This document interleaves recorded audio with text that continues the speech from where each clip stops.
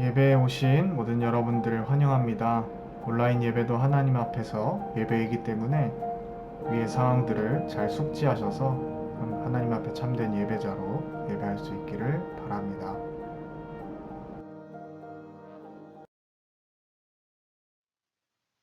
지금부터 오순절 후 13번째 주일 예배 하나님 앞에 올려드리도록 하겠습니다.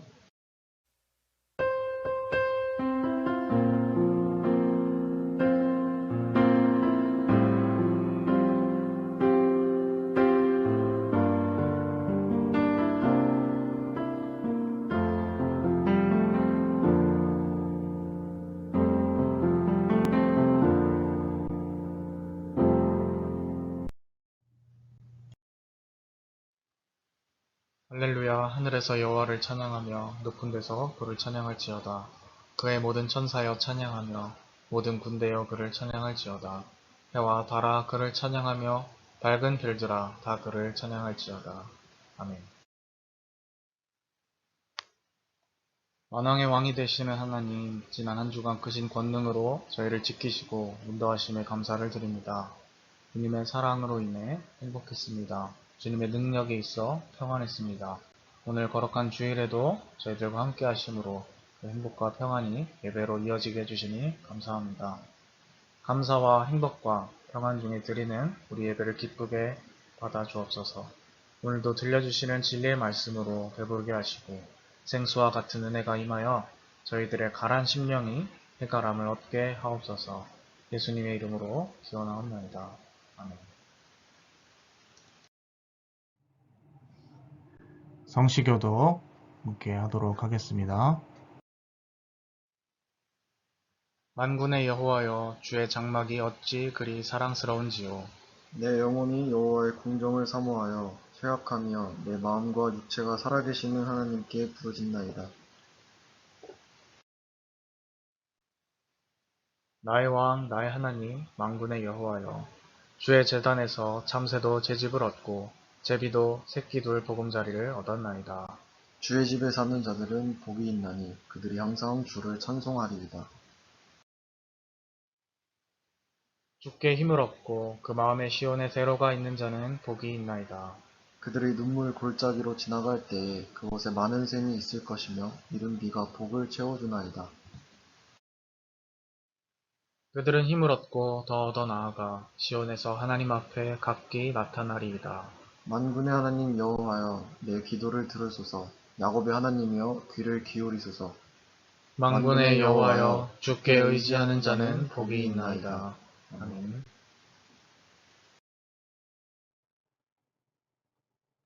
한 주간을 돌아보며 공동으로 기도하는 시간입니다. 함께 스크린을 보시며 낭독하신 이후에 개인적인 참회의 시간 갖도록 하겠습니다. 우리의 연약함을 불쌍히 여기시는 하나님 아버지, 주님의 은혜를 잊어버린 채 세상에서의 성공만을 위해 분주했던 저희의 마음을 내려놓습니다. 저희들은 지난 한 주간 동안 교회와 하나님의 나라를 위해 사용하라고 맡겨주신 물질과 시간과 능력을 오직 나만을 위해 남용하면서 살았습니다. 위기를 만났을 때는 기도하기보다는 사람과 환경에 매달렸고 고난당하는 이웃을 외면한 채 냉정한 삶을 살았습니다. 하나님, 이 모든 죄와 허물을 고백하오니 용서해 주옵소서.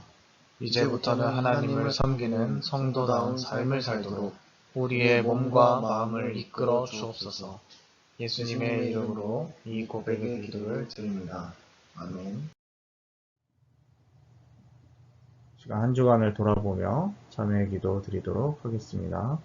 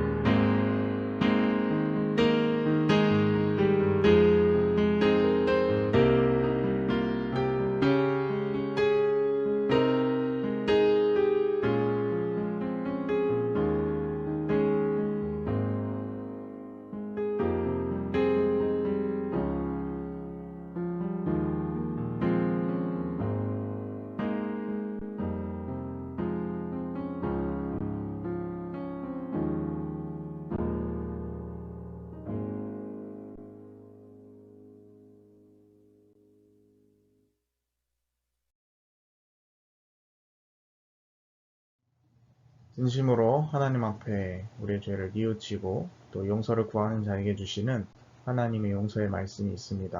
다 함께 하나님께서 우리에게 주시는 용서의 말씀을 함께 봉독하도록 하겠습니다. 그가 내 모든 죄악을 사하시며 내 모든 병을 고치시며 내 생명을 파멸에서 속량하시고 인자와 긍휼로 관을 씌우시며 좋은 것으로 내 소원을 만족하게 하사 내 청춘을 독수리같이 새롭게 하시는도다. 아멘. 함께 소원이라는 찬양 하나님 앞에 올려드리도록 하겠습니다.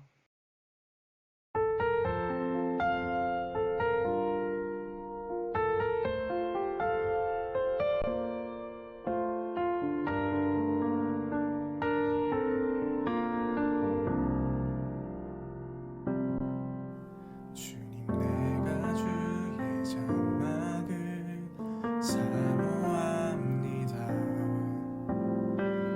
오직 주의 임재를 갈망합니다.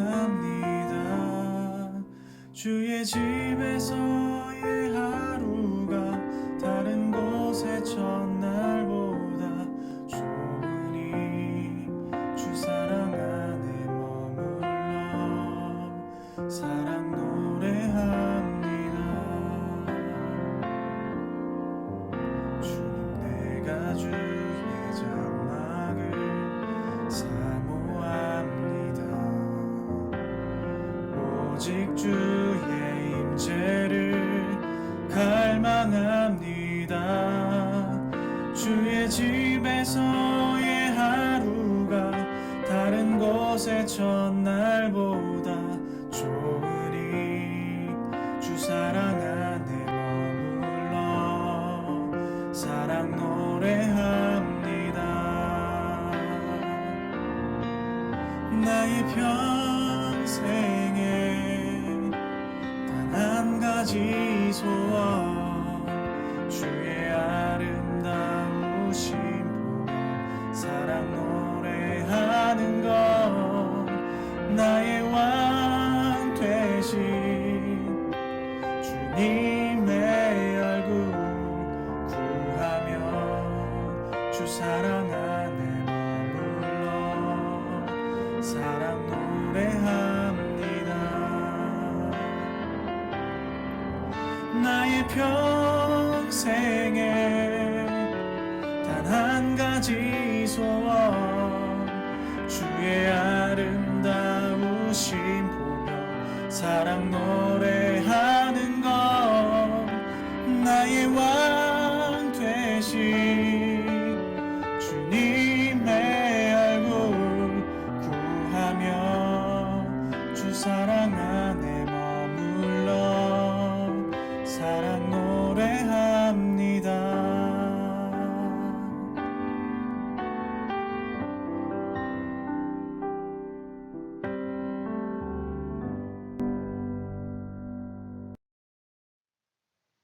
오늘 하나님께서 우리에게 주신 말씀은 요한복음 6장 55절에서부터 69절까지의 말씀입니다.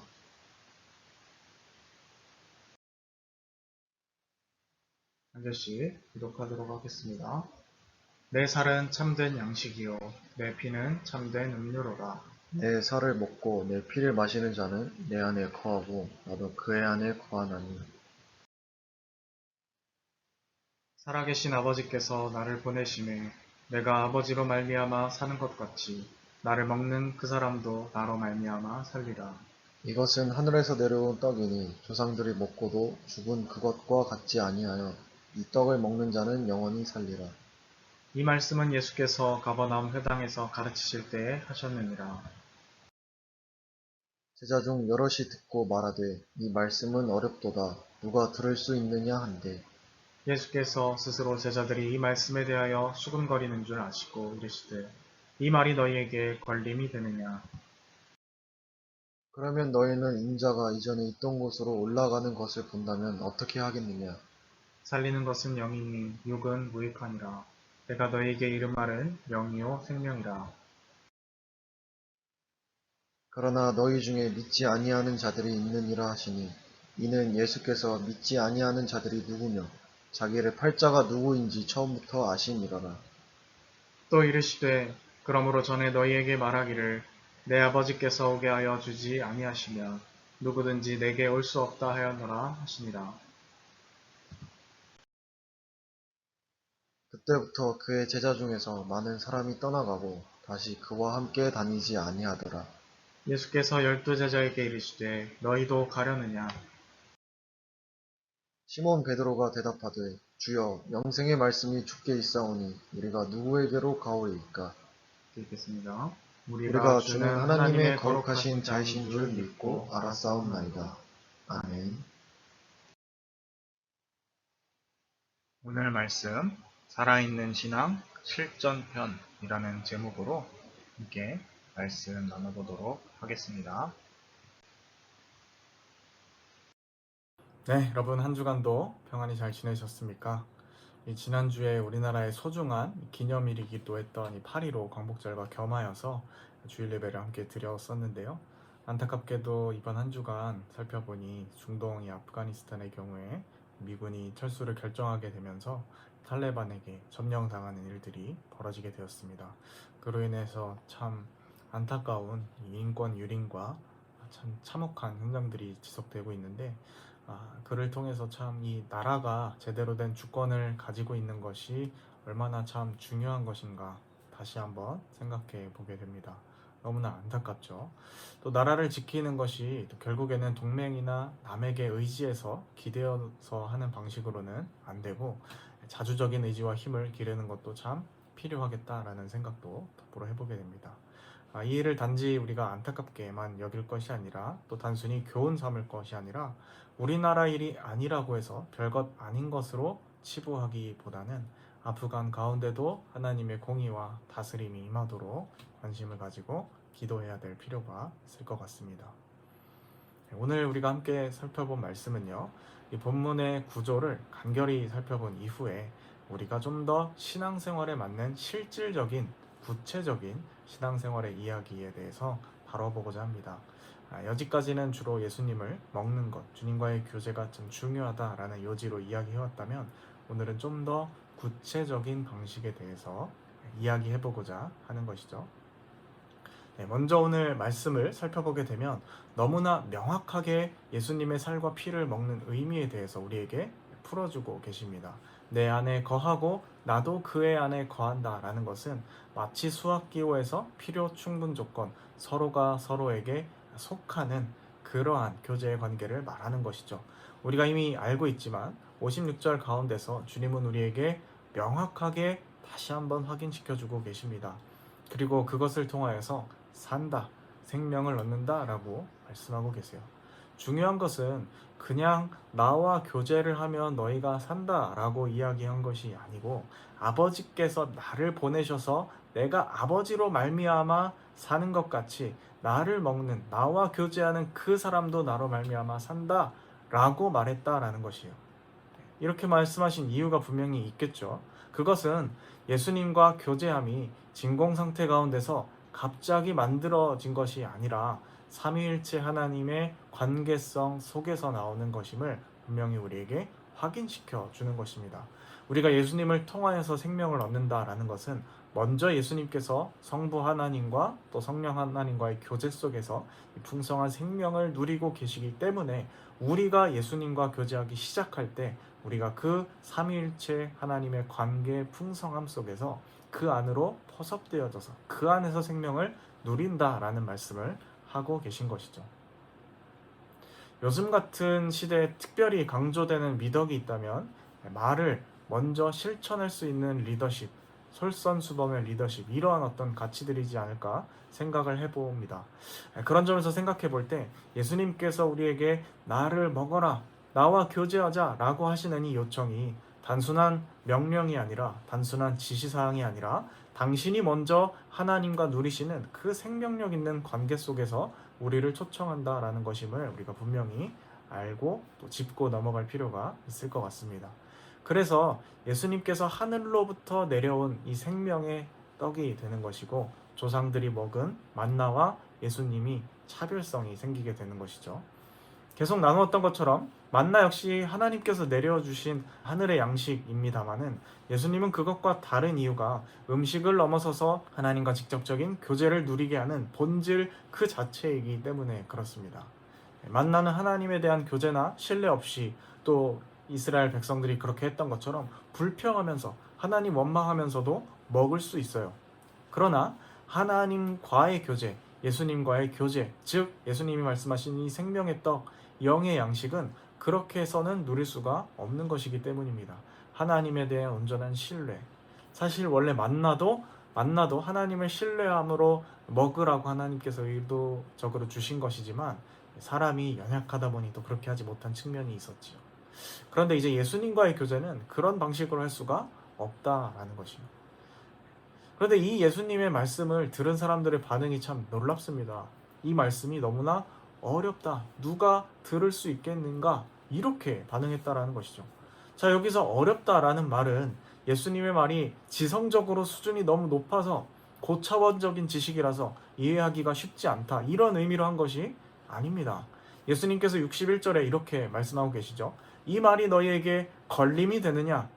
예수님께서 이 대중들의 반응 그리고 제자들의 반응을 파악하신 이후에 하신 말씀이에요.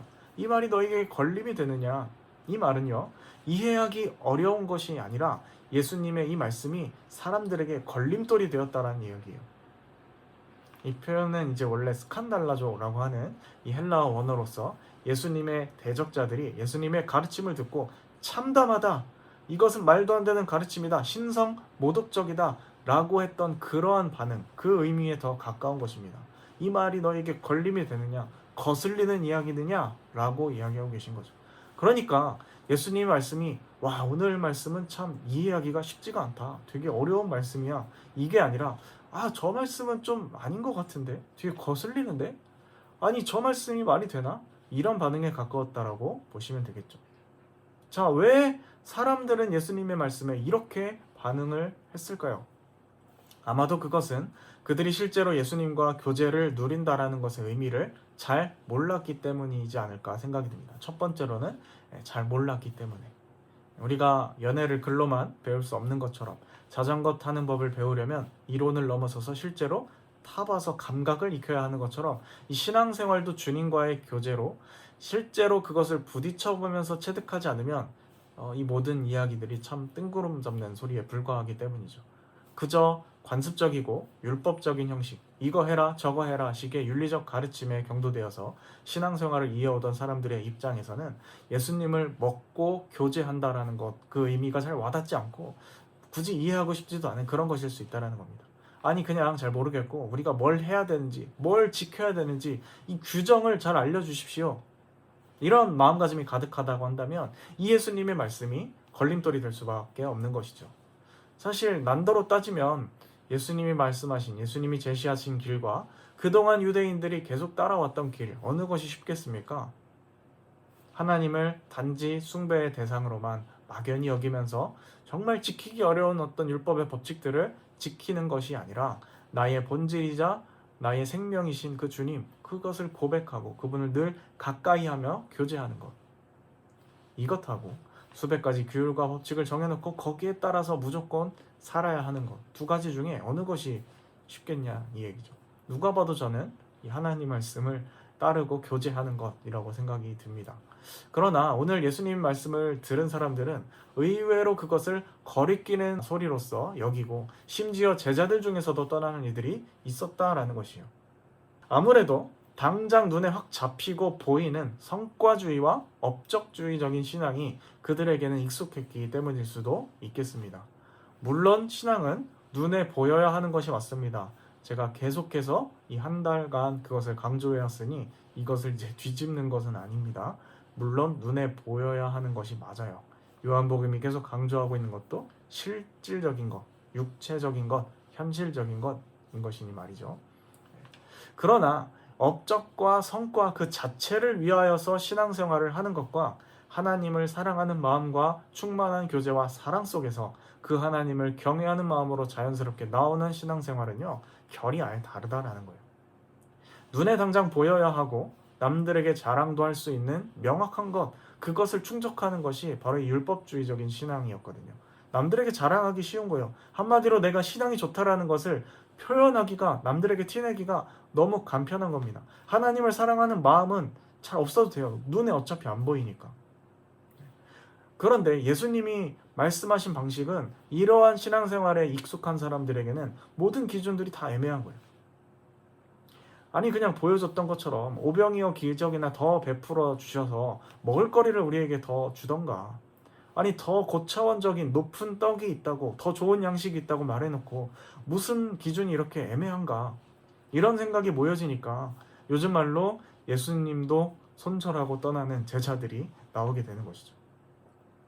64절의 말씀은요, 예수님께서 이미 누가 자기를 배신하고 팔자인지 믿음이 없는 자인지 다 알고 계셨다라고 기록을 하고 있습니다. 여기서 말하는 배신자, 예수님을 파는 사람, 그것은 1차적으로 가룟 유다를 가리키는 것이겠죠. 그러나 과연 이 말이 가룟 유다 같은 이 특정한 악당들, 빌런들만을 지칭하는 것일까? 그렇지가 않다라는 것이죠. 오늘 예수님의 이 말을 듣고 고개를 저으면서 떠나는 무리들이 다 이것에 해당되는 것이라고 할 수가 있겠습니다. 더 나아가서는 오늘 말씀을 읽고 반응하는 우리들 역시 어떻게 반응하느냐에 따라서 이러한 사람들이 충분히 될 수 있다는 것을 말하고 있는 것이죠. 주님이 나머지 제자들에게 묻고 계십니다. 너희도 가려느냐? 주님께서 같은 음성으로 오늘 이 시간에도 동일하게 묻고 계세요. 너희도 가려느냐? 이 말은 꼭 기독교를 이제 그만 믿고 교회를 안 나오는 것만 의미하는 것은 아닐 겁니다. 만나를 먹고도 죽은 방식의 옛 신앙을 가진 이스라엘 백성들이 겉으로는 당연히 유대교를 유지하고 있었으니까요. 그것과 마찬가지겠죠. 예수님을 떠나는 사람들도 제자들 중에 심지어 있었으니까 말이죠. 우리 역시 익명의 교인으로서 숨어서 주님과의 교제 없이 그저 그렇게 누가 물어보면 나는 종교 기독교야, 난 기독교인이야, 이렇게 말하는 사람들도 이런 부류에 해당될 수가 있다라는 것이에요. 그래서 우리가 계속 오늘 이 말씀 앞에 반복적으로 스스로에게 질문을 던져야 하는 것이죠. 나의 신앙 과연 살아있는가? 주님과의 교제 제대로 하고 있는가? 이렇게 말이죠. 시몬 베드로는 예수님의 이 말에 아주 멋지게 대답을 하고 있습니다. 영생의 말씀이 여기 있는데 우리가 어디로 가겠습니까? 너무나 멋진 말이죠. 물론 우리는 이 베드로가 이 멋진 말을 하고도 수많은 실수와 소위 뻘짓을 얼마나 많이 했는지를 다 알고 있습니다. 그러나 그럼에도 불구하고 베드로의 이 고백이 너무나 귀하게 여겨지는 것은 또 우리에게 도전이 될 뿐만 아니라 그가 예수님에게 많이 이러한 생명이 있다는 것을 알고 있었다라는 것이에요. 떠나지 않았다라는 것, 그리고 이 귀한 고백을 하나님 앞에 올려드렸다라는 것 자체가 우리에게 도전이 되는 것이죠.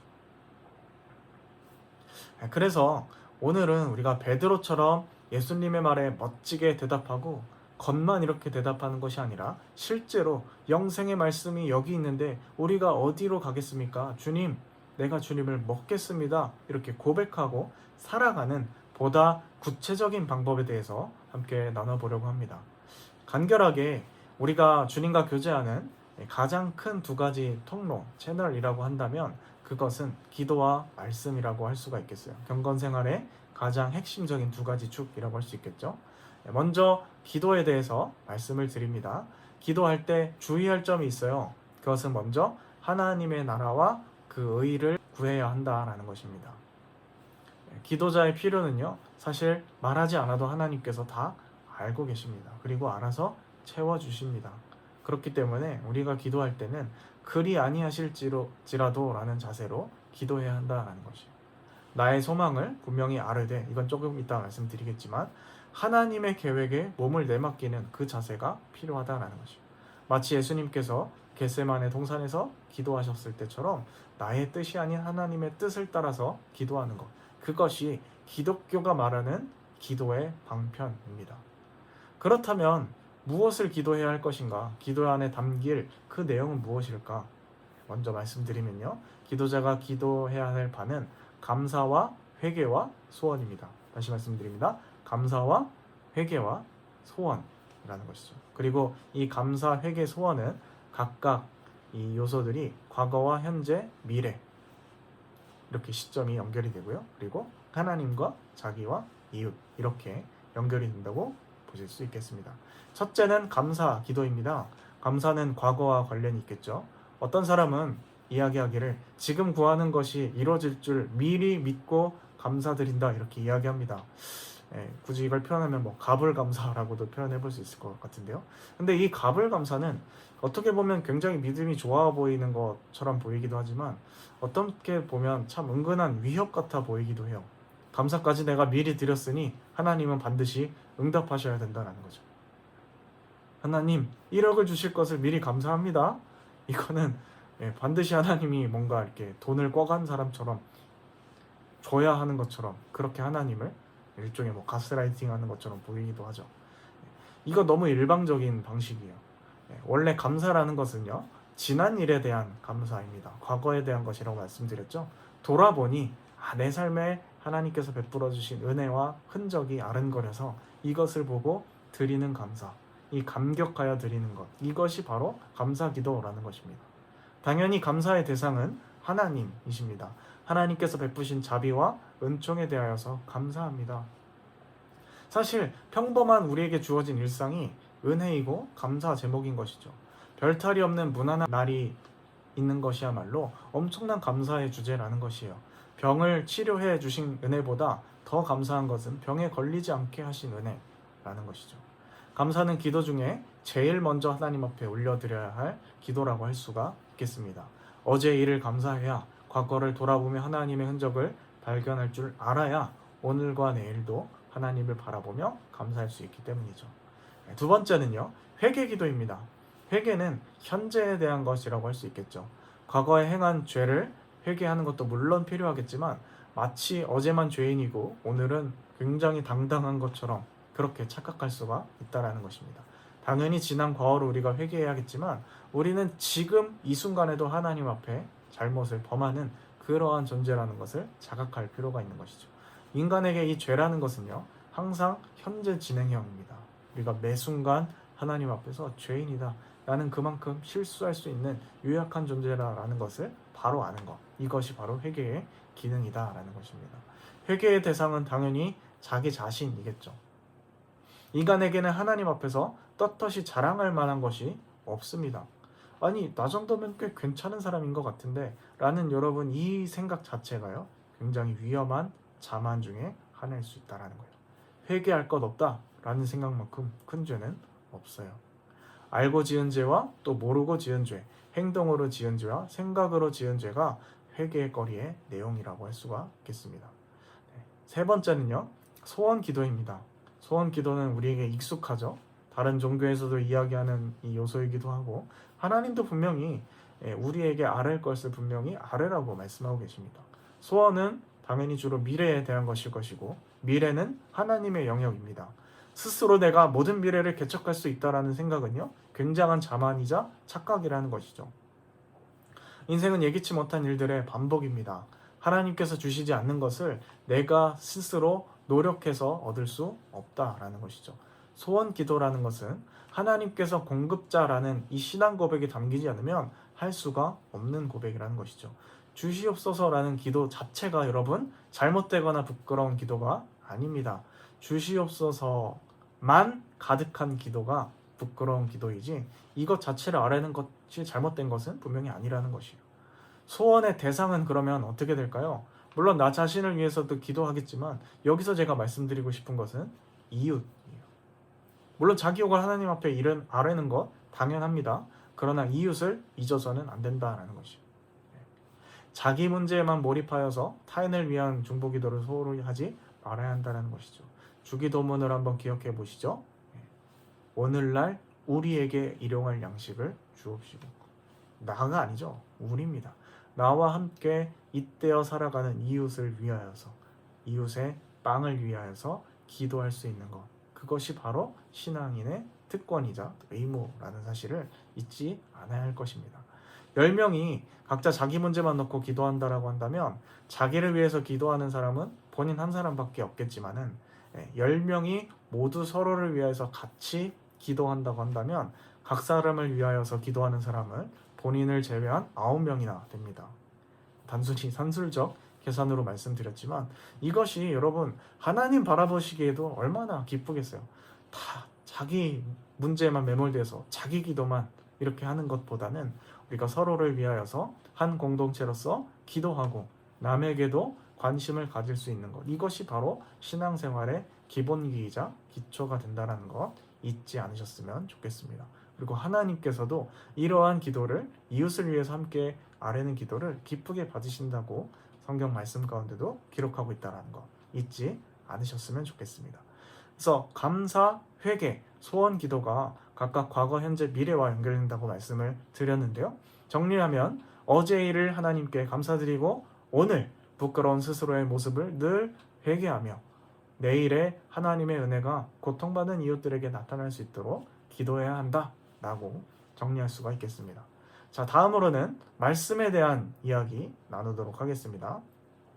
자, 바울 사도는요, 성경을 기록한 세 가지 목적에 대해서 우리에게 가르쳐 줍니다. 디모데후서 가운데서 바울은 성경을 읽는 독자가 구원에 이르는 지혜를 갖기를, 또 하나님의 사람으로서 온전하여지기를, 선한 일을 행할 능력을 갖기를 기대하면서 성경을 기록했다라고 말하고 있습니다.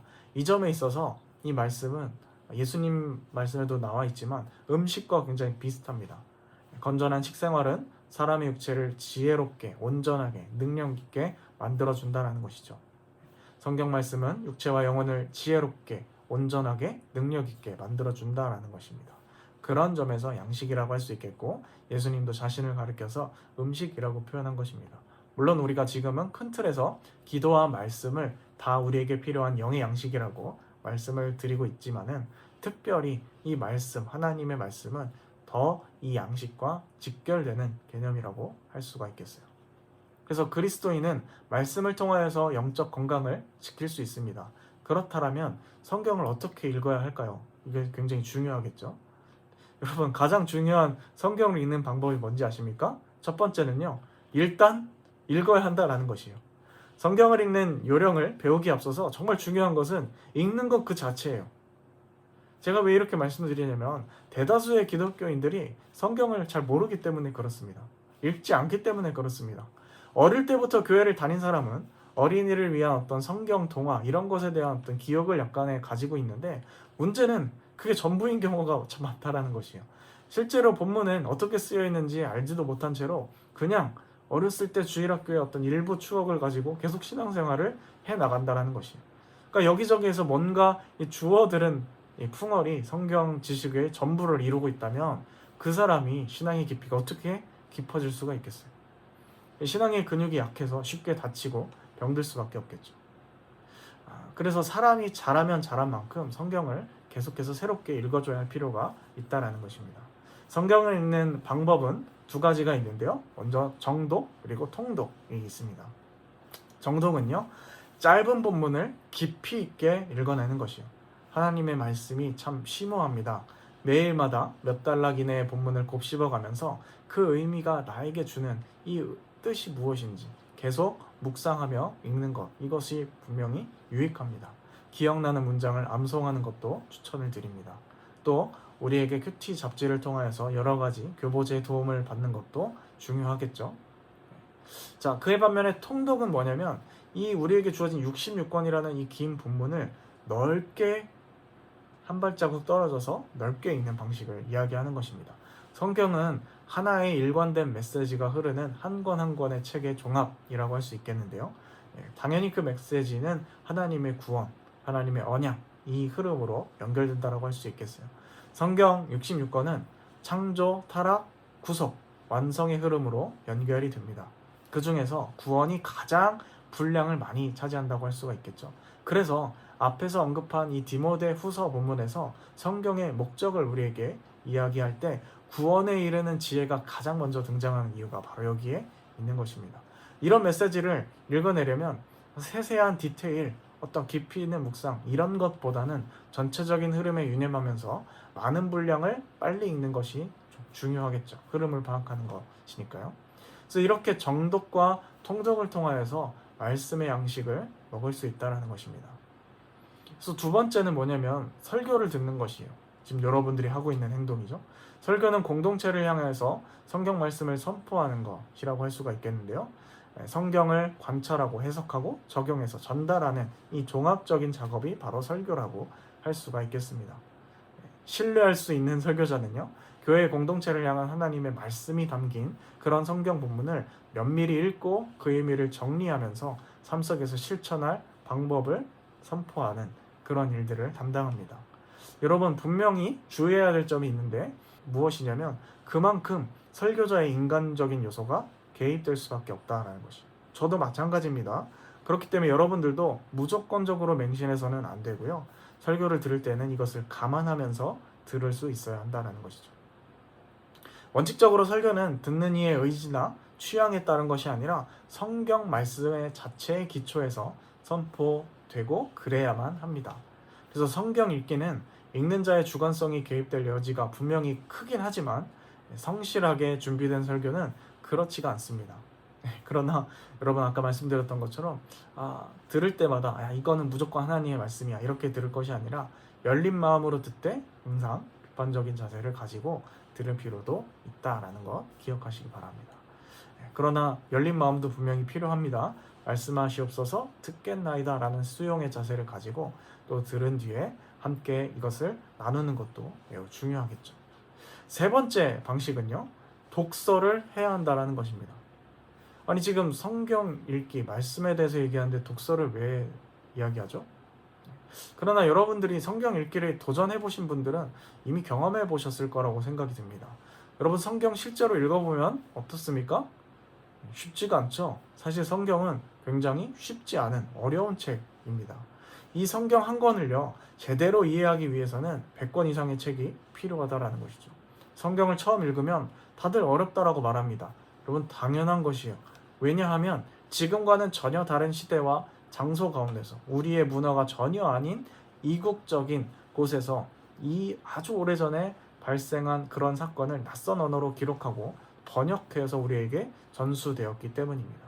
그래서 역사와 문화적 배경 또 유대인들의 어떤 문화적 지식 없이 성경을 그냥 읽어서 이해하는 것은요 불가능한 것이죠. 그래서 성경을 제대로 읽는다라는 것은 정말 쉽지가 않은 작업입니다. 그래서 다른 책을 함께 병행하여 읽음으로써 나의 지식과 상식 수준을 쌓으면서 또 성경을 우리가 읽을 수 있도록 도와주는 여러 가지 교보제들의 도움을 받으면서 다방면적인 방면에서 지식과 어떤 배경들이 풍부해지지 않으면 우리가 성경의 이 풍성한 말씀들을 오롯이 단지 성경 한 권만 봐서 다 파악하기는 참 어렵다라는 것입니다.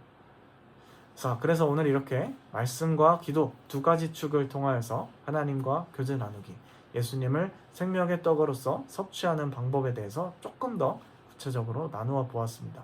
여러분들께서 분량과 시간은요 스스로 정해보셔야 할 것 같습니다. 여러분 중요한 것은 아까 말씀드렸지만 어떤 것에 대해서 아는 것보다 더 중요한 것은 해보는 것이라는 거예요. 여러분들께서 꼭 이 생명의 양식 예수님을 먹고 마시고 누리면서 살아있는 신앙생활을 경험하고 또 맛볼 수 있는 여러분들이 다 될 수 있었으면 좋겠습니다.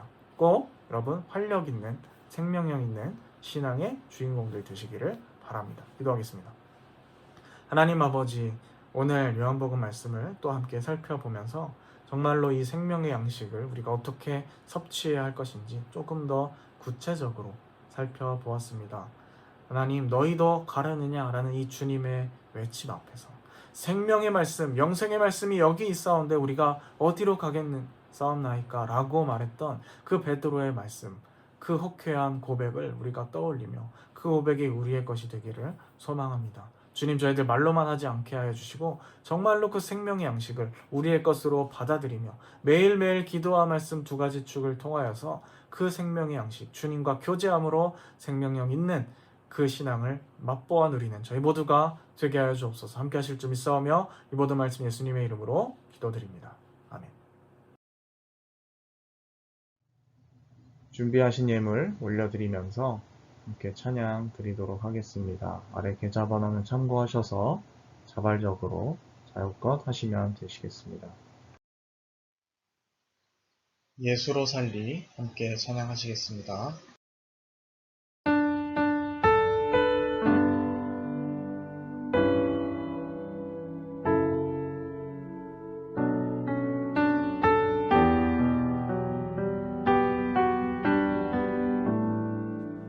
계절은 흐르고 꽃은 피고 저도 시들지 않은 생명이 있네.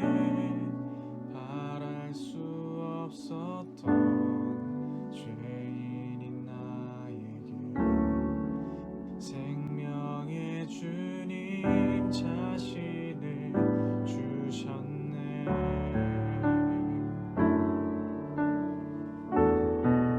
계절은 흐르고 꽃은 피고 저도 시들지 않은 생명이 있네. 바랄 수 없었던 죄인인 나에게 생명의 주님 자신을 주셨네. 나의 삶은 내 주 예수의 것이니 내 생명 다해 예수로 살리.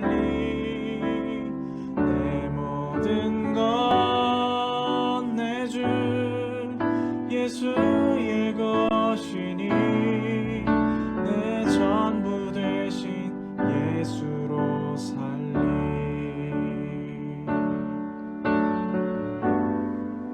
바람이 스치듯 삶은 지나가도 꺼지지 않은 소망이 있네. 그 길을 떠나서 헤매는 자들이 주를 찾도록 나 살기 원하네. 나의 삶은 내 주 예수의 것이니 내 생명 다해 예수로 살리. 내 모든 것 내 주 예수의 것이니 내 전부 되신 예수로 살리. 그런즉 이제는 나 산 것 아니요 내 안에 주께서 사시는 것이라. 그런즉 이제는 나 산 것 아니요 내 안에 주께서 사시는 것이라.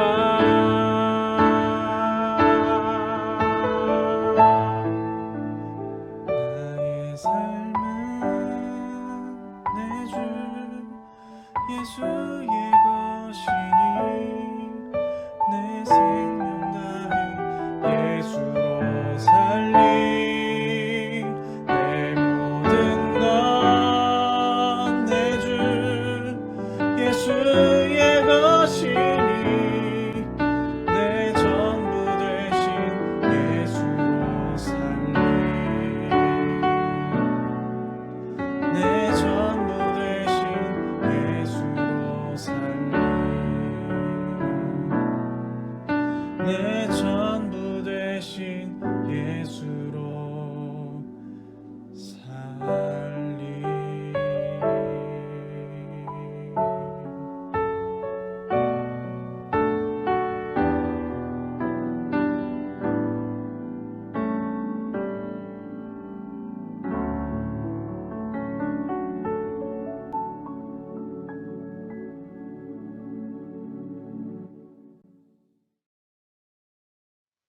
하나님 아버지, 오늘도 주님 앞에 나와서 귀한 예배 올려드리며 찬양 주님께 올려드릴 수 있게 하심을 감사드립니다. 하나님, 저희들이 원래 베드로처럼 영생의 말씀이 여기에 있음을 믿고 또 그에 걸맞게 우리 삶 가운데서 주님과 교제하며 그 생명을 누리고자 합니다. 함께 결단하며 내딛는 발걸음 축복하여 주시고, 저희가 주님을 섭취하며 먹고 마실 때마다, 기도와 말씀 생활할 때마다 주께서 인도하시고 함께해 주셔서 우리 이웃들이 우리로 인하여 풍성함을 누리게 하시고, 하나님의 나라가 우리의 존재로 인하여서 확장되는 아름다운 나날들이 우리 가운데 펼쳐질 수 있도록 인도하여 주옵소서. 주님 받으시기에 합당한 우리의 삶 되길 원합니다. 저를 이끌어 주시고 인도하여 주옵소서. 함께 하실 줄 믿사오며 이 모든 말씀 예수님의 이름으로 기도드립니다. 아멘. 네, 교회 소식 전달 드리도록 하겠습니다. 네, 대면 예배 안내에 관한 내용입니다. 지난주에 지침에 따라서 변경 시 안내 예정 드린다고 말씀드렸는데요. 이번 한 주에 또 지침이 혹시 변경될 가능성의 여지가 있지만, 별도의 지침이 없기 이전에는 이번 다오는 주 예배부터 정상적인 영내 거주 장병에 관한 대면 예배가 가능하다는 점을 미리 말씀을 드립니다. 쭉 별도의 변경사항이 있을 경우 전파해 드리도록 하겠습니다. 이상입니다. 네, 축도로 모든 예배 순서 마치도록 하겠습니다. 지금은 우리 구주 예수 그리스도의 은혜와 하나님 아버지의 극진하신 사랑하심과 성령의 인도 역사 충만하게 하심이 오늘 함께 말씀을 듣고 정말로 살아있는 그 생명의 양식 주님을 섭취하며 기도와 말씀 두 가지 축을 통하여서 조금 더 구체적으로 우리 삶에 주님을 먹고 마시며 그 생명을 누리기를 소망하는 주님의 백성들 머리머리 위에 지금부터 영원까지 함께 하옵시기를 축원하옵나이다. 아멘. 네, 여러분 한 주간도 생명이신 그 주님의 떡을 정말로 구체적인 삶의 자리에서 먹고 마시는 우리 모두가 될 수 있길 바랍니다.